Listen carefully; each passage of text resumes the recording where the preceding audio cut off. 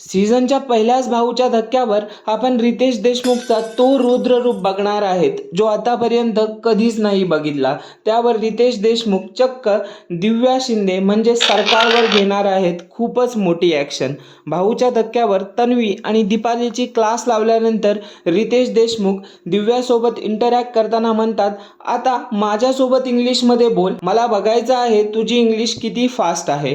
त्यावर दिव्या काहीच नाही बोलत तर रितेश देशमुख दिव्याचे क्लास घेताना म्हणतात, इंग्लिश बोलणं ठीक आहे पण आपण कुठे बोलतोय याचं भान हवं। हा महाराष्ट्राचा बिग बॉस आहे, इथे फक्त मराठी चालणार आणि त्यावर जर तुम्हाला कोणी करेक्ट केलं तर तुम्ही शिक्षण काढता, या घरात फक्त तुम्ही शिकलेला नाहीयेत।